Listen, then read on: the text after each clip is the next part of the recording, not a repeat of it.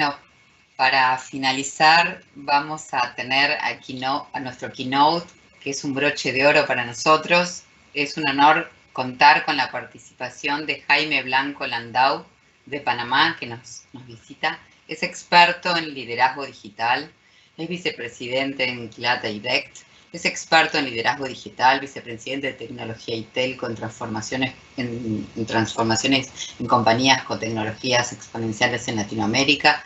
Es fundador de Más Código, también es ingeniero en electricidad y en electrónica, y es vicepresidente de ventas y estrategia de Cladirect. Es un proveedor de soluciones tecnológicas de negocio innovadoras y soluciones de servicios de infraestructuras avanzadas, con amplia experiencia en las regiones de América y en el Caribe. Es un honor para nosotros contar con la presencia de Jaime Blanco Landau y le damos la bienvenida. Muchas gracias. Gracias por la introducción. Solo comprobando si me escuchan bien. Lo escuchamos perfectamente. Bueno, muchas gracias. Voy a compartir mi pantalla. ¿Me confirman si ven mi pantalla? Perfectamente. Excelente. Se ve en forma completa, ¿verdad? Se ve en forma completa. Perfecto. Muy bien. Alguna vez la forma de hacer negocios de manera estándar era suficiente, pero hoy ya no. Esa tormenta alimentada por tecnologías como digitalización, robotización, desintermediación, inteligencia artificial está convirtiendo la ciencia ficción en ciencia real. En un mundo donde todo busca la perfección, donde todo está conectado, donde todo parece excelente, va a haber realmente poco espacio para innovar. El espacio para innovar vas a ser tú. Y las habilidades que vas a tener que tener para ser efectivo en tus organizaciones van a ser drásticamente distintas. Entonces, las grandes preguntas que hay hoy en día son, realmente, ¿cómo vas a responder a esa transformación? ¿Cómo estás preparado para esos cambios exponenciales? ¿Cómo realmente te vas a dejar vas a crear el cambio o realmente te vas a dejar arrastrar por el cambio? Y hoy estamos acá para compartir un poco sobre esas habilidades que necesitan los líderes y que yo he estudiado por años y me ha tocado transformarme a nivel personal y he estado con líderes en toda Latinoamérica y he visto su evolución. Y yo creo que tendría que empezar un poco con el hecho de que todos hablan de transformación digital, ¿no? Y para mí yo diría que transformación digital es un poco la cosa etérea, ¿no? Porque yo hablo con clientes, amigos, contactos y me dicen, Jaime, la transformación digital, algunos me dicen es digitalización de documentos, otros me hablan de que es marketing digital, hay mucha confusión alrededor de eso, otros me hablan de que significa términos como RPA, etcétera, ¿no? Ya tengo RPA, ya me transformé digitalmente. Pero realmente la transformación digital, ese fenómeno que estamos viendo hoy día, es una serie de cambios profundos y acelerados de los procesos y las competencias a través del uso estratégico de tecnologías digitales, en donde realmente buscamos que el negocio como opera y el valor que se entrega al cliente sea distinto. Y si lo entendemos de esa manera, sabemos que lo que estamos buscando las compañías que no nacimos en la era digital, ¿qué quiero decir? No nacimos en el siglo XXI, en los finales del año pasado, del siglo pasado, estamos buscando realmente llegar al nivel de exponencialidad, de eficiencia que tienen empresas como Uber, como todas las que ustedes conocen, Airbnb, y los nombres son los más conocidos, pero también hay empresas no tan conocidas que son empresas exponenciales. Nosotros, las empresas clásicas, comunes, legacy, estamos tratando de convertirnos, de transformarnos de alguna manera para poder sobrevivir y escalar y progresar. Y realmente hoy en día, de alguna manera, el mundo como está en un punto de inflexión. Se dice que en los próximos 30 años el mundo va a cambiar más que en los últimos 300 años. Entonces, estamos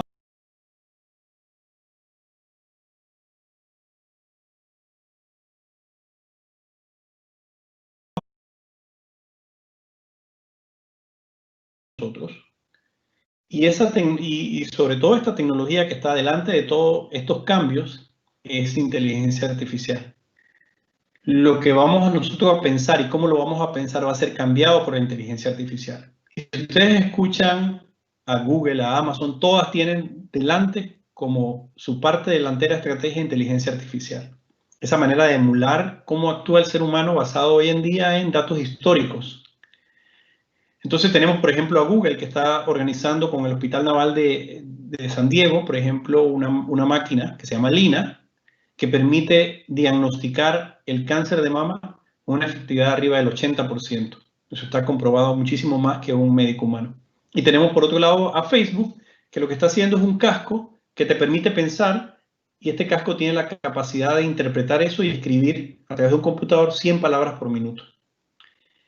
Pero ya yéndonos muy particularmente a esto de la integración hombre-máquina, existe una compañía fundada por Elon Musk, muy ampliamente conocido probablemente por ustedes, el fundador de Tesla, el auto eléctrico, autónomo, etc. Y Neuralink, fundado no solo por Elon Musk, sino por neurólogos, ingenieros electrónicos, etc., está construyendo tecnología para estar dentro del cerebro. Y cuando quiero decir dentro del cerebro, es efectivamente chips electrónicos que van a estar conectados por pequeñas fibras a un implante que va a estar debajo de la oreja y que se va a poder conectar por Bluetooth a dispositivos móviles.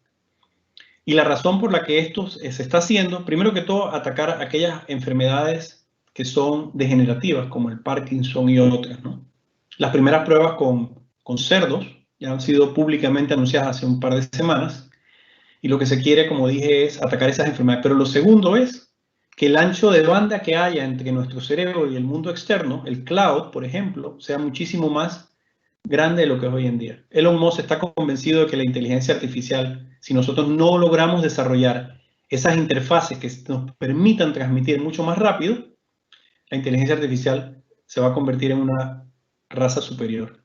Y si bien suena mucho a ciencia ficción, la realidad hoy es que muchas de las cosas que pensábamos en ciencia ficción están siendo realidad y están ocurriendo. Entonces, el mundo está en un estado exponencial. Y exponencial significa que cada 4, 8, 16 meses la humanidad da un salto grandísimo, un salto cuántico, propulsado por tecnologías exponenciales. Y esto también significa que los humanos no somos lineales. Los humanos realmente no somos exponenciales, somos lineales. Y eso es un gran desafío para nosotros. Y es un desafío porque nosotros no podemos ser multitarea, no podemos meterle más capacidad al CPU, tenemos que estar alimentándonos, tenemos que parar para descansar, mientras que una máquina no lo hace. Y es un desafío, pero también es una gran oportunidad. En esta curva exponencial hay grandes oportunidades, siempre y cuando entendamos ese desafío y siempre y cuando nos preparemos para ese desafío. Yo les puedo asegurar que en 10 años el negocio donde ustedes trabajan va a ser drásticamente distinto. Y probablemente el hijo de mi hijo ya no se montará en un auto, sino será un auto computadora capaz de ser autónomo, capaz de volar, etcétera, etcétera. Dentro de esta exponencialidad, realmente el humano va a ser desplazado de alguna manera. Y cuando digo ser desplazado es porque hay estudios de McKinsey y otros investigadores de mercado que dicen que más del 50% de los trabajos como los conocemos van a ser desplazados. ¿Dónde el humano puede encajar dentro de todo esto, no? Bueno, el humano va a encajar precisamente en aquellas carreras, aquellas profesiones en donde nosotros tenemos todavía una ventaja competitiva. Aquellas carreras en donde se necesitan habilidades de creatividad, imaginación, pensamiento estratégico, liderazgo, que las máquinas aún no pueden tener. Y dentro de toda esta exponencialidad, lo más maravilloso, pero también a veces un poco intimidante, es que estas curvas exponenciales son combinatorias, se combinan. ¿Qué quiero decir? Todas estas tecnologías en azul que ven a la izquierda, el Internet, las redes sociales, la tecnología de movilidad, cloud, y la lista sigue, y son ampliamente conocidas por ustedes, están propulsando la curva gris, que son los nuevos, por ejemplo, los escenarios disruptivos, los autos conectados, la red inteligente eléctrica, smart grids, la educación de próxima generación, ciudades inteligentes, etc. Pero lo interesante de todo esto es que en el centro se van a dar nuevos paradigmas económicos. Por ejemplo, el año pasado, Elon Musk, en la conferencia de inversionistas, dijo que no solamente están haciendo el auto eléctrico que es autónomo, sino que el auto eléctrico que es autónomo están pensando en construir una aplicación tipo Uber en donde vas a poder compartir tu auto, siendo que el auto nuestro lo usamos para ir a la oficina y regresar, y a veces para pasear los fines de semana. con la familia, o sea, un porcentaje importante está sin usar. ¿Cómo sacar provecho y hacer una economía compartida o un negocio de economía compartida de esto? Entonces, se abren nuevos paradigmas económicos. Los que conocen un poquito de generación de electricidad saben que existen generadores, transmisores y distribuidores. En todos los países de nuestra región hay los que generan, los que transmiten y los traen a las grandes ciudades y los que distribuyen ya en la ciudad. Resulta que han nacido con empresas, hablando de nuevos paradigmas económicos, usando tecnologías que hoy en día son exponenciales, empresas que, por ejemplo, para un gran consumidor, como una fábrica, como un gran supermercado, le ponen sensores. Esos sensores son, en esencia, para saber que en algún momento del día, cuando la demanda es tan alta, las generadoras van a tener que utilizar combustible, que es mucho más caro. Y en ese momento, esos sensores lo que van a hacer es subir la temperatura 1 grado y provocar un ahorro en un momento en que la energía eléctrica es más cara. Y de ese ahorro, un intermediario se está quedando con un pedazo. Eso está ocurriendo en Estados Unidos, está ocurriendo en Europa y en otros países, en otras áreas. Entonces, estos escenarios de nuevos paradigmas económicos son una realidad y lo que creo que nos queda es entender que no solo son estos cambios exponenciales, interdependientes, pero realmente se van a combinar, inclusive para nosotros como profesionales, como líderes, en carreras que no existen hoy en día. Un programador de videojuegos no existió hace 10 años, un programador de autos independientes, autónomos, no existía. Hay carreras que hoy en día no sabemos y nuestras profesiones van a ser dramáticamente impactadas. Entonces, todo esto nos lleva a pensar que no podemos vivir en silos. Y los que estamos acá, que son profesionales de cybersecurity, de riesgo, líderes, tenemos que entender que no podemos vivir en silos. No podemos vivir en silos porque realmente el conocimiento hoy en día está distribuido. Hoy en día se dice que no se compite, sino se coopite, se colabora y se compite.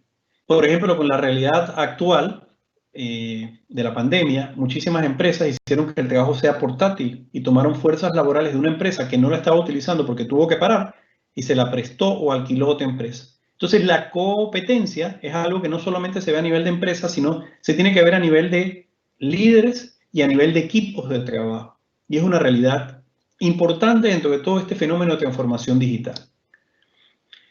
Y el otro tema importantísimo para entender es bienvenidos a la era del cliente líquido. ¿Qué quiere decir esto? Bueno, con todas las transformaciones que están habiendo, si usted va a un supermercado ahorita con la realidad actual o quiere hacer un pedido a una ferretería, muchas ferreterías, supermercados han dicho, ya yo estoy en comercio electrónico. Cuando yo hago el pedido con el comercio electrónico, yo tengo que esperar 15 días probablemente que me traigan lo que haya pedido en una ferretería. ¿Qué quiere decir cliente líquido o expectativas líquidas? Que cuando yo como usuario voy a utilizar un app, por ejemplo, o voy a vivir la experiencia del usuario en una ferretería, yo estoy esperando las mismas funcionalidades o expectativas que yo tenía de la aplicación de Uber, por ejemplo. ¿Cómo es la aplicación de Uber? Intuitiva, responde rápido, los agentes de servicio al cliente le van a responder en un tiempo relativamente corto, etcétera, etcétera, etcétera. Entonces, todos los que estamos en empresa y nos queremos transformar realmente la experiencia del usuario, sus expectativas, todo lo que le llaman en inglés el CX o el UI, el User Interface o el UX, User Experience, tiene que estar primero que todo. Y lo mismo pasa en Cybersecurity. Realmente el que no entiende que el cliente va primero y que esa expectativa de servicio al cliente o de Customer Experience tiene que ir primero, se está enfrentando a grandes retos. Y quiero solamente tocar un poco, antes de entrar un poquito a hablar de las habilidades, de temas que estamos, digamos, viviendo hoy en día y que a veces no son tan evidentes, ¿no? Todo el mundo conoce robots, pero hay un fenómeno hoy en día de cobots, que son robots creados para situaciones en donde cooperan, co-trabajan con el humano. ¿Dónde puede ser esto? En laboratorios. Hoy en día, con todo lo que está pasando, estamos teniendo robots que están ayudando a hacer, digamos, muestras y tomar muestras que puede ser peligroso manipularlas. O en lugares donde hay una mina, donde hay explosivos, etc.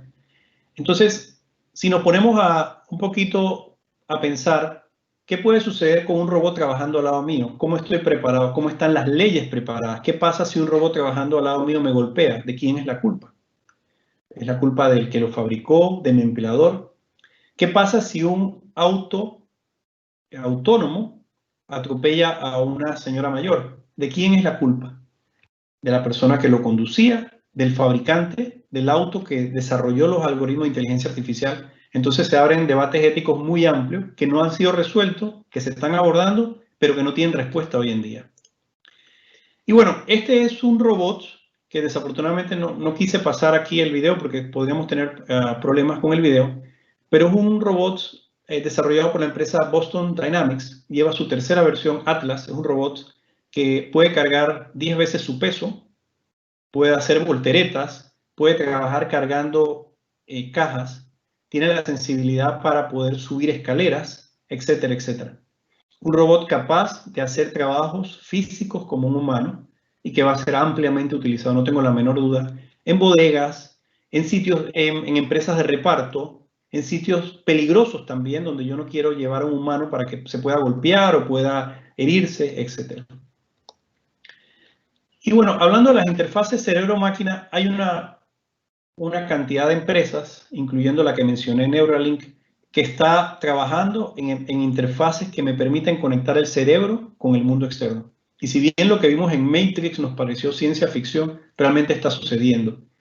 Y las connotaciones que tienen todo esto es qué capacidades yo tengo para liderar dentro de un mundo que va a estar, digamos, amplificado por tecnologías como estas interfaces cerebro-máquina, ¿no? ¿Qué capacidades yo puedo desarrollar para poder innovar? Y de eso es lo que les quiero comentar en un minuto. Quiero compartir con ustedes una encuesta que está pública. Hay un libro basado en esto de una investigación que hizo Capgemini sobre cómo los negocios se van a reimaginar. Y en esta investigación se miró dos aspectos o dos dimensiones distintas, las competencias digitales y las competencias de liderazgo. Y cuando digo competencias digitales, ¿qué tanto ha asimilado la tecnología a la organización? Y las competencias de liderazgo tienen que ver con el humano, con esas personas que lideran. Y bueno, aquí hay un cuadrante que me pareció muy ilustrativo. En la parte izquierda vertical, las competencias digitales, nuevamente, qué nivel de maduración tiene la empresa y qué nivel ha asimilado para, digamos, de alguna manera ser más maduro digitalmente desde el punto de vista tecnológico. Y en la parte de abajo, ¿qué tantas competencias de liderazgo digital tienen esas empresas? Y tenemos 4 cuadrantes. Los primeros, los que están comenzando, bajos en ambos, en competencias digitales, competencias de liderazgo. Si nos movemos a la derecha, los conservadores.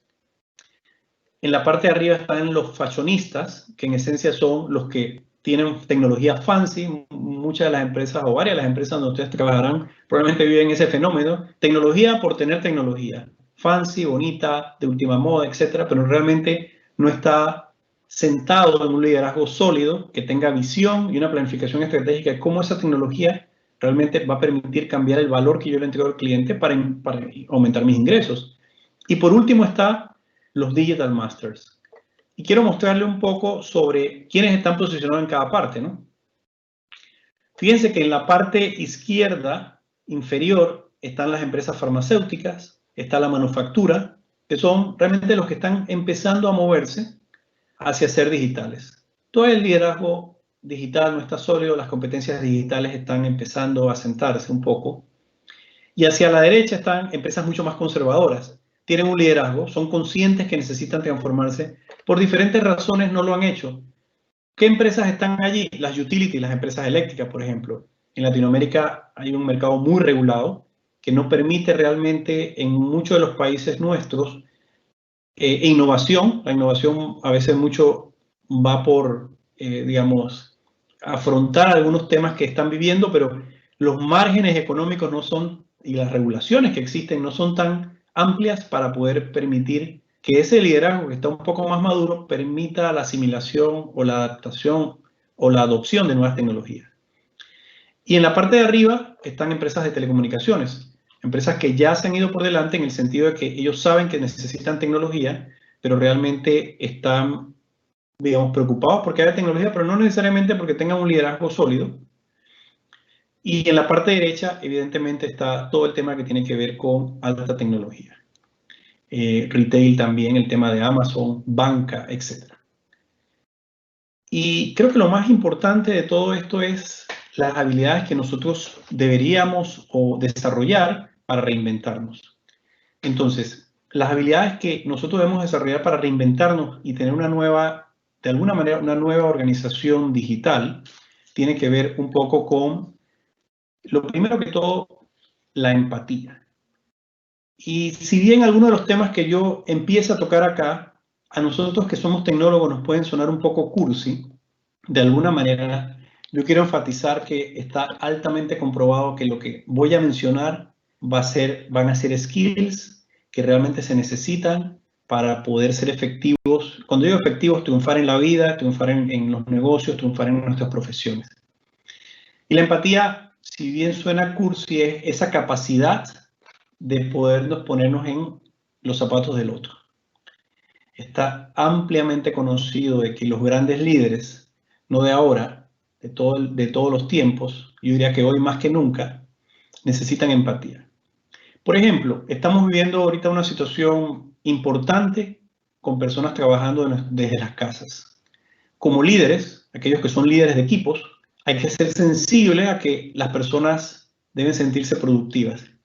Cuando yo esto hablo con esta temática con juntas directivas, inmediatamente se prenden las alertas rojas. Oye, ser productivo, tú me estás hablando de qué, de darle más bono, de hacerlos que se sientan bien, que estén felices y contentos. No, yo no estoy hablando de esto. Estoy hablando de que para que ellos sean productivos, necesitamos ser empáticos. ¿Y por qué necesitamos que sean productivos? Porque realmente el negocio, la atención al cliente, la generación de nuevas ideas, la innovación viene de nuestra gente, de las bases, del staff, del middle management, etc. Y hoy en día, con la gente trabajando de casa, es cuando más empáticos tenemos que ser con nuestra gente. Las emociones, y hay estudios ahorita que hay que la cantidad de enfermedades o dolencias mentales, emocionales, se incrementaron enormemente durante el tiempo que estamos en nuestras casas. Y es lógico, fue un cambio, un experimento social profundo al que nadie estaba acostumbrado, nadie lo esperaba. Y la gente está luchando por balancear su vida personal. Como ustedes saben, muchas veces les ha pasado a ustedes, le ha pasado a sus clientes, a sus proveedores que están en una llamada y salta el chico, el hijo por delante de la videocámara, o tenemos que poner en mute o poner, digamos, el video bloqueado porque realmente pasó algo con la familia o pasó algo en la casa. Entonces nos toca ser empáticos. La empatía nos permite a nosotros realmente entender que las personas miran el mundo, no nosotros solamente, con paradigmas distintos, o todos tienen paradigmas, y los paradigmas son como lentes. La forma en que yo miro el trabajo, el dinero, mi productividad es distinta.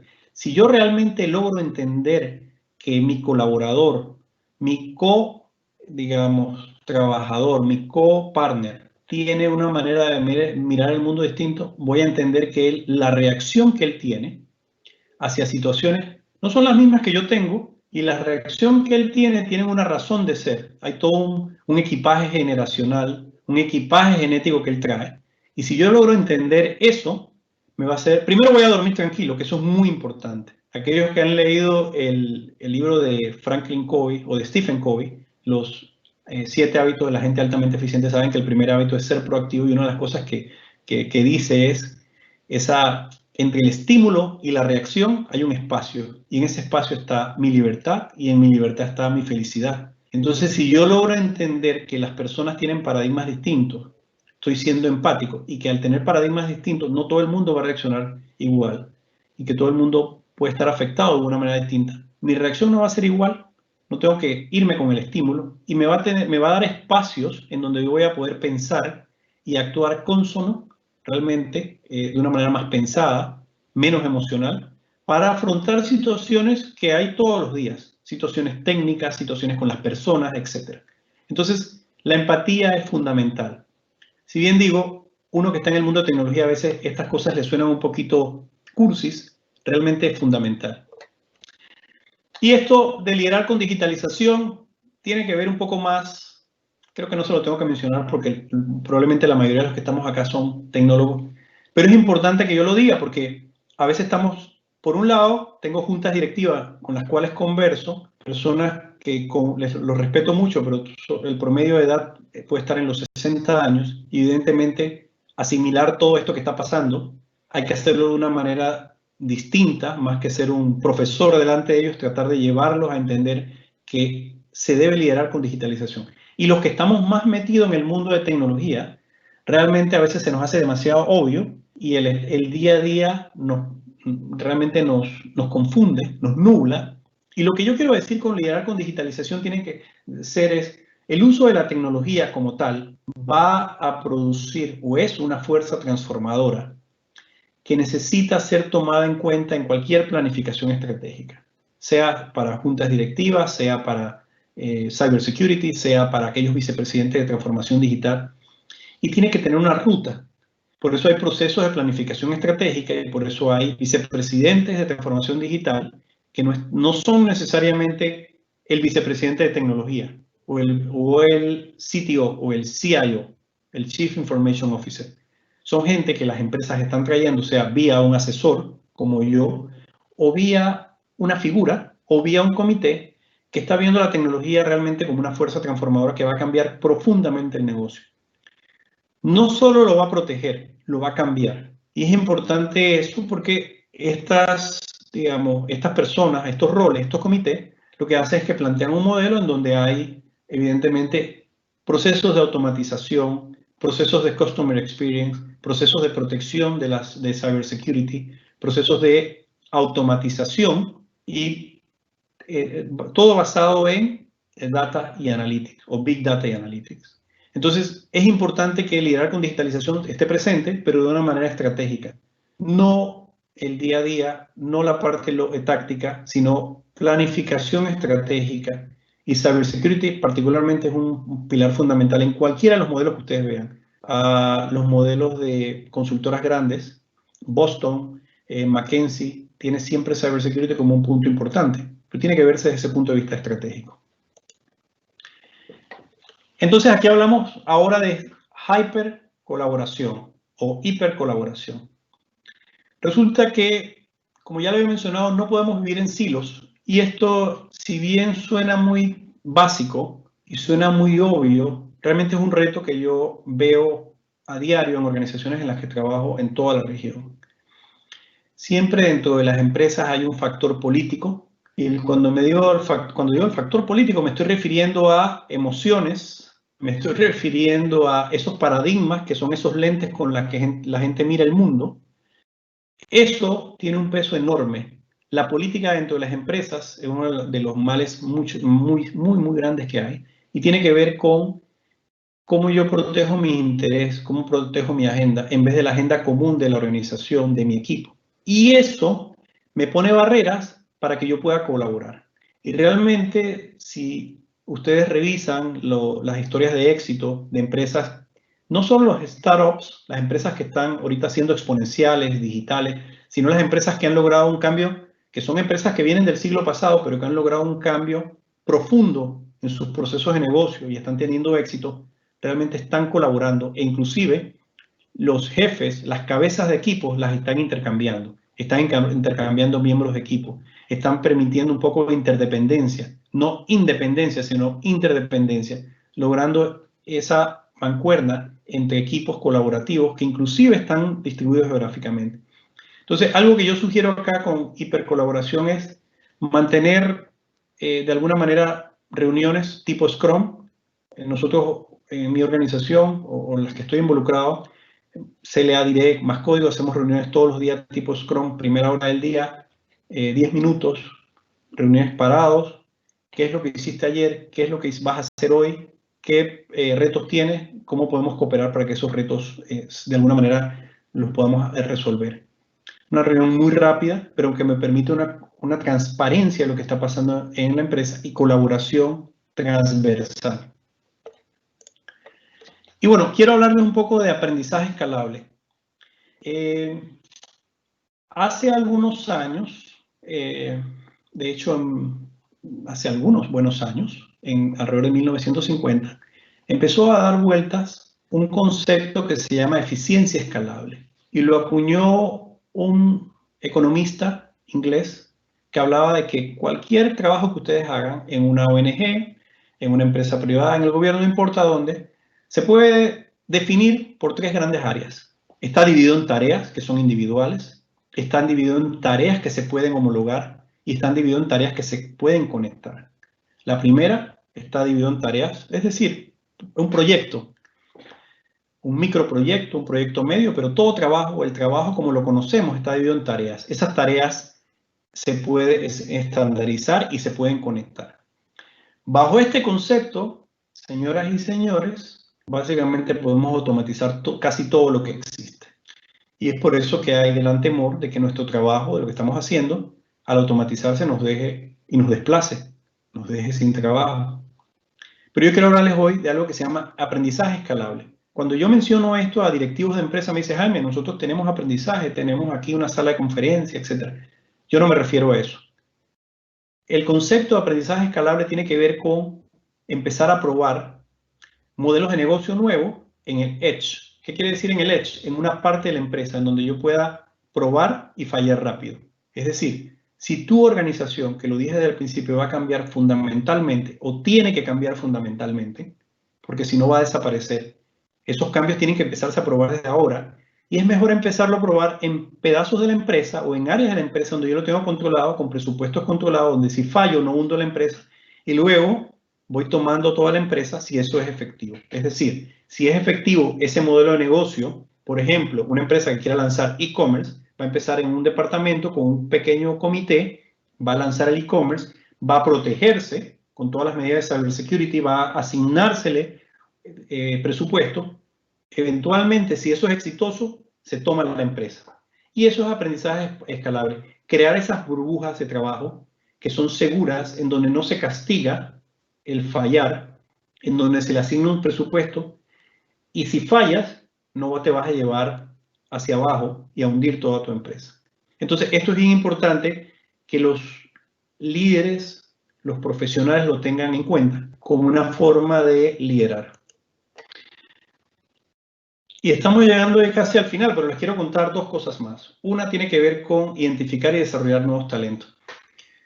No sé por medio de la edad acá, pero probablemente hayan gente joven, gente mayor, gente de edad intermedia, pero la realidad, y yo lo he demostrado con la práctica en las organizaciones donde yo estoy hoy en día, es necesitamos combinar mindsets de gente joven, de millennials. Sí, es un reto, pero es importante hacerlo no solo por el pase generacional, sino porque nosotros, el mindset que tenemos, es un mindset del siglo pasado. El evolucionar nos ha costado mucho, y nos ha costado mucho por diferentes razones.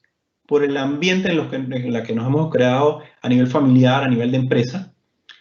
Y los millennials, y evidentemente pronto la generación Z, tienen un mindset completamente distinto. Si logran hacer ese match o esa combinación o ese mix, más que match, de gente que viene joven con un mindset distinto, con mentoring. Yo estuve viajando, por ejemplo, 4 años, los últimos 4 años a México tratando de hacer mentoring de una persona que la tenemos hoy en día como director. Empezó con 24 años, hoy en día dirige un negocio de varios millones de dólares. Lo que hemos hecho es hacer aprendizaje escalable porque hicimos algo, digamos, bastante controlado y hoy en día esta persona vuela sola. Pero es importante, es muy importante y eso lo perdemos de vista. Empoderar a la gente joven para que continúe y se mezcle con lo que estamos haciendo. El otro tema que tiene que ver con el liderazgo en la nueva era es algo que, como dicen esas manos cruzadas, humildad. Es el gran pecado de nosotros, los profesionales que estamos bien preparados, y de los líderes, sea líderes medios, líderes altos. La humildad o la falta de humildad realmente es un pecado capital que sufrimos a lo largo de todas las organizaciones. Y con todo el respeto, tengo que decir y me tengo que incluir que muchas veces somos arrogantes. Y arrogantes no en el sentido de ser arrogantes como convencionalmente lo conocemos. Esa es una forma de ser arrogante. Arrogante significa que yo me jacto de lo que yo sé, que yo me aprovecho de las situaciones por lo que yo sé, pero no me quiero referir a eso. Humildad significa también pedir ayuda. Pedir ayuda significa que yo estoy convencido conscientemente de que yo no lo sé todo. Y muchas veces al habernos preparado, al haber tomado certificaciones, al haber estado... Ustedes conocen más de eso que yo. Nos sentimos poderosos, nos sentimos que sabemos mucho. Y bueno, existe el Internet, existen los cursos MOOC, existen las certificaciones, existen MBA en línea, etcétera, etcétera. Me siento poderoso. Y porque me siento poderoso, no necesariamente voy a buscar a alguien que pedirle una opinión. ¿Y qué tan importante es pedir opinión sobre nuestro desempeño de manera humilde? Pedir ayuda. Nosotros en negocio decimos que nos tiren un hueso. Significa ya sea con un suplidor, con un partner, que nos ayuden de manera tal que podamos seguir adelante o que nos den una opinión sincera sobre nuestro desempeño. Entonces, es fundamental y es un pecado capital a lo largo de toda la humanidad, y en nosotros profesionales preparados es algo que yo hago un llamado de atención a que le pongamos, digamos, valga la redundancia, atención a esto. Y por último, no podemos vivir en una burbuja. Somos brillantes, pero somos brillantes somos una lámpara, un foco, un LED, pero en nuestra burbuja social, familiar. Y como cambió el mundo, yo creo que una de las cosas que más importante nos ha enseñado la situación actual es que nosotros necesitamos tener un safety net, una red de seguridad que se crea. Todos vivimos de los ingresos también que recibimos. Una red que se crea por los skills que tenemos, pero no solo por los skills, sino por cómo hemos podido vender esos skills. Sea que usted está buscando trabajo, que está vendiéndose su producto usted mismo, sea que quiere vender sus servicios, no para buscar un trabajo, sino venderle los servicios a alguien, o porque trabaja para una organización y quiere de alguna manera vender lo que su organización hace, necesitas crear tu marca personal. Y la marca personal es la reputación en línea, online obviamente, pero también offline. Pero quiero mencionar básicamente acá la online. Esa reputación, y puse a propósito LinkedIn, porque tenemos una plataforma que tiene más de 700 millones de usuarios, que es un regalo para nosotros. Cuando se tiene una marca personal se cuenta una narrativa, y esa narrativa significa que yo me posiciono como experto, y al posicionarme como experto yo soy atractivo para dar conferencias, para vender mis servicios de cybersecurity, para que me contraten en una empresa como tal, etcétera, etcétera. Y yo tengo 3 recomendaciones muy sencillas para la marca personal en LinkedIn o en LinkedIn, como le quieran llamarle. Pongo una buena foto. Suena tonto. Pongo una buena foto. Una foto significa, no pongo una foto con su lorito o su perico o su mascota, y lo digo en broma y en serio porque hay quienes han puesto esto así. Pongo una buena foto. Yo creo que no hace falta ir a un estudio de fotografía, sino un buen celular con buena luz. Pongo un headline, un título, y el título no es quién usted es. Usted no es vicepresidente. Puede serlo, esa es una de sus componentes, pero realmente, en mi caso, yo soy experto en liderazgo digital. Claro que soy vicepresidente, soy fundador de Más Código, soy vicepresidente de CLA Direct, etc. Pero realmente el valor que yo doy es que yo soy experto en liderazgo digital y ayudo a transformar compañías con conocimientos y tecnologías que son exponenciales. Entonces el título es bien importante. Y lo otro que tiene que ver, que es bien importante, es realmente hacer publicaciones frecuentes y consistentes. Yo personalmente publico más de 4 veces al día, recurrentemente, pero además de eso, tiene que ser consistente con el mensaje y el valor que usted le quiere dar. Si te pones en los zapatos de tu potencial cliente, sea tu potencial cliente un empleador, o sea un cliente que te va a comprar servicios de cybersecurity, o sea si tú representas una empresa y quieres vender un sistema de cybersecurity porque tu empresa vende soluciones de cybersecurity, tienes que ver el valor que tú vas a dar y qué sería atractivo y qué valor podría tener este cliente. Entonces vas a estar haciendo publicaciones relacionadas a certificaciones, a noticias, a cosas que pasan en tu empresa, etcétera, siempre pensando qué valor le puedo dar a mi potencial cliente. Y eso es marca personal. Y es una cosa que muchas veces pecamos los que somos tecnólogos. Yo lo hice por muchos años y no me percaté de la necesidad de hacerlo hasta que fue estrictamente necesario. Y con eso logras realmente tener una audiencia y convertirte en un líder de pensamiento. Y bueno, quiero ir cerrando porque sé que estamos contra el tiempo, y darles un poco de información sobre mí. Me pueden buscar en LinkedIn como Jaime Blanco Landau, como creo que es un buen ejemplo, ¿no? Experto en liderazgo digital, vicepresidente en el área de tecnología y telcos, y estoy transformando compañías a través de tecnologías exponenciales en Latinoamérica. Como muchos me conocen, siempre he estado muy involucrado en tecnología y sobre todo apoyando a los líderes actuales y líderes futuros. Entonces, con esto quiero cerrar y quiero dejar también abierto el espacio para preguntas y respuestas. Muchas gracias, Jaime. Muy claro todo. Bueno, si hay alguna pregunta, con gusto. Si no, bueno, hola Jorge. Hola Jaime, muchísimas gracias por acompañarnos, de verdad espectacular tu presentación. Creo que definitivamente el reto es que podamos ser humildes, es que podamos ser interdependientes, que podamos trabajar de forma colaborativa, que podamos desaprender y volver a aprender. De verdad, muchísimas gracias por tu aporte.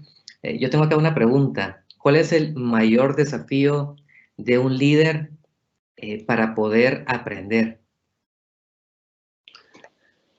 El mayor desafío de un líder para poder aprender, creo que lo dije, y es la falta de humildad. Pero no en el mal sentido, ¿ah? La falta de humildad significa arrogancia, pero no en el mal sentido de jactarme, sino que yo siento, y que nuevamente me pasa a mí, y uno peca porque es humano, de que realmente no te das cuenta de que lo que aprendiste no va a ser suficiente. Yo hace unos días hablaba con una junta directiva, un miembro de una junta directiva que me llamó para dar una charla en uno de los grupos de un país de estos, uno de los 4 grupos comerciales más grandes, y me decía, y me pareció muy humilde ese statement, yo sé que lo que nos hizo exitoso en el pasado es lo que nos va a hacer fallar. Un grupo de billones de dólares. Y me parece que eso aplica muy bien a profesionales como nosotros. Creo que lo que hemos aprendido, estamos tan acostumbrados con una certificación, etcétera, etcétera, pero a veces realmente la parte técnica es importante, pero la parte que tiene que ver con soft skills, liderazgo, etcétera, es lo que realmente nos va a permitir sobrevivir y prosperar en un mundo cambiante. Entonces, para mí es esa, la falta de humildad nos nubla un poco, inconscientemente a veces, para poder aprender mucho más, ¿no? Muchísimas gracias, Jaime.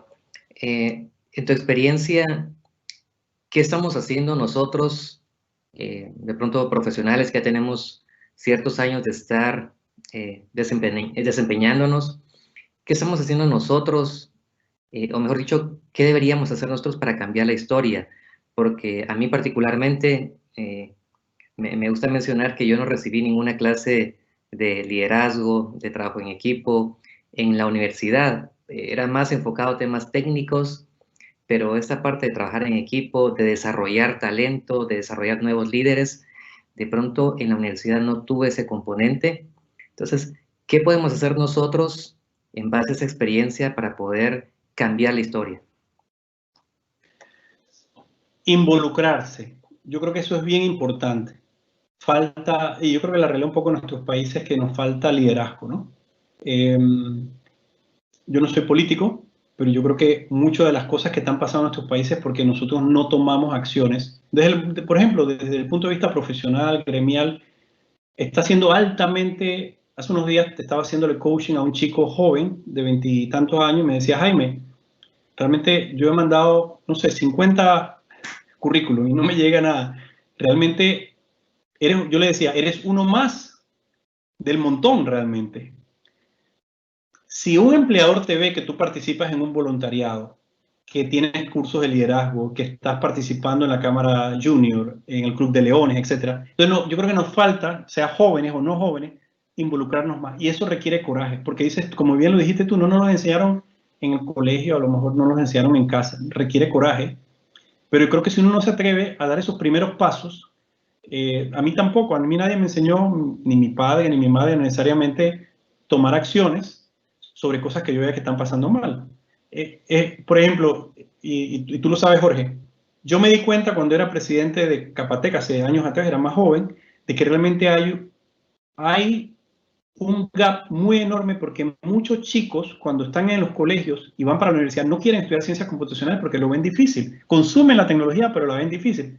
Y yo decidí abrir más código con todo lo que se involucra, que es una academia online o virtual de programación. Entonces, realmente yo tomé una acción. Obviamente había que abrir sociedad anónima, yo no conocía ciertas cosas, etcétera, etcétera, etcétera. Pero yo digo, si yo quiero cambiar Latinoamérica, voy a empezar por mi país. Y bueno, la pandemia nos aceleró a hacerlo en toda Latinoamérica, coyunturalmente. Pero un sueño lo convertí en realidad porque me atreví en el momento de dar el paso, obviamente con miedo, con errores, etcétera. Pero yo creo que nos falta eso, atrevernos. Esa es una deficiencia que probablemente tenemos. Y viene, bueno, por toda la educación que hemos recibido en los colegios, que es más de obrero, ¿no? Y no significa que sea malo trabajar para alguien, pero tener una mente creativa, emprendedora, que se puede manifestar dentro de una empresa o dentro de un gremio o dentro de la comunidad. Eso no nos enseñan. Así que eso sería mi respuesta. Buenísimo, Jaime, de verdad me encantó tu charla y por ahí mencionabas millennials, centennials. Millennial de pronto hay estudios que indican que trabajan 4 o 5 años en una empresa y luego se van para otra y puede ser que trabajen como project manager y van a trabajar a otra empresa en ciberseguridad que no tiene nada que ver, pero los estudios también decían que un centennial no quiere tener jefe y eso al inicio a muchas personas le preocupaba, pero en realidad me parece súper interesante porque eso no es malo. Y hay muchos jóvenes, por ejemplo, tengo un joven que hace algunos años me construyó una página web, un joven de 18 años que en 2 noches hizo algo que otra empresa no hizo en 5 semanas. Entonces tenemos esa oportunidad de que estos jóvenes emprendedores pueden trabajar desde su casa, incluso el tema de youtuber, nadie se imaginaba que alguien podría ganar dinero como youtuber o como influencer. Entonces definitivamente creo que, como tú mencionabas, podemos aprender mucho de estas nuevas generaciones teniendo la humildad para poder desaprender y aprender de ellos. Espectacular, Jaime. Bueno, no, yo creo que complementando eso es que realmente también hay que entender los fenómenos laborales. Yo creo que va a ser más evidente ahora y mucho más frecuente, es que vas a tener fuerza laboral móvil, portátil, ¿no?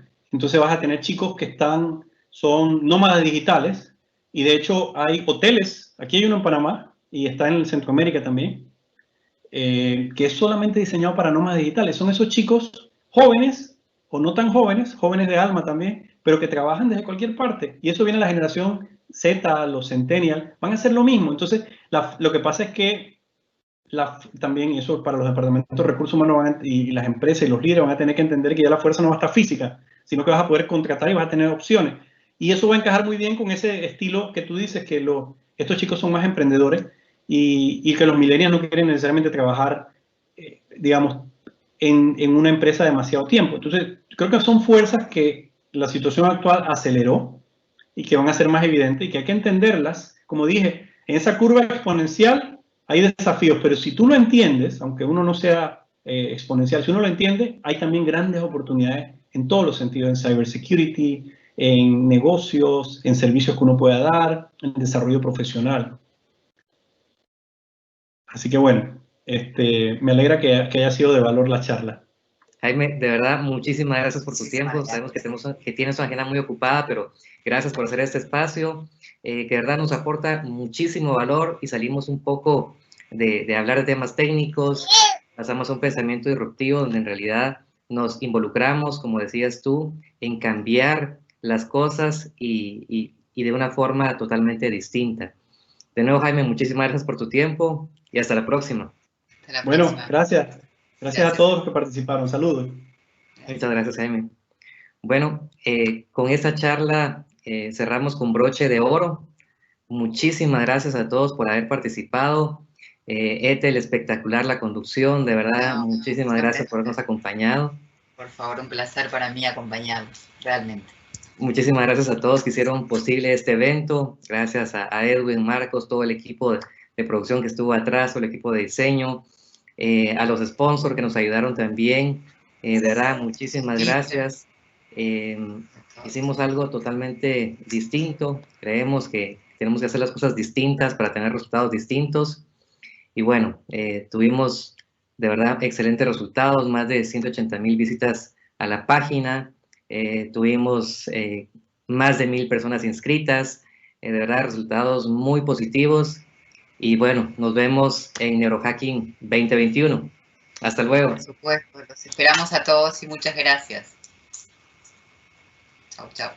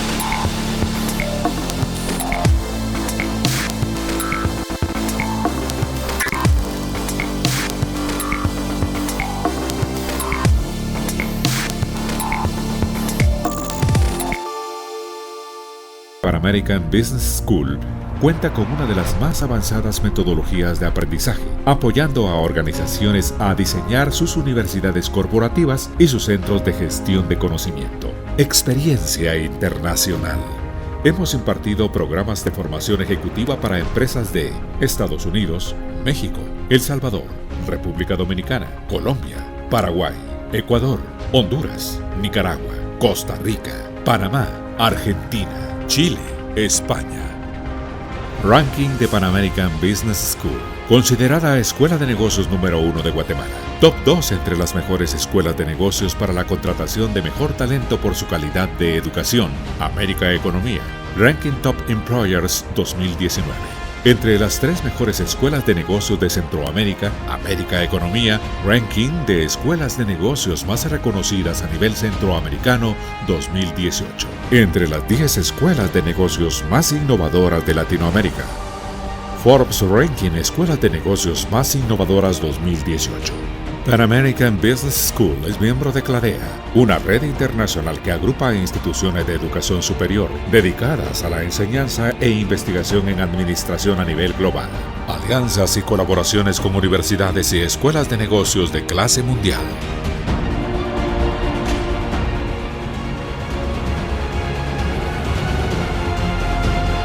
Renacemos con más fuerza y convicción en preparar a estos ejecutivos fuertes y con capacidad al cambio y grandes desafíos. El mundo nos une a lograr grandes historias.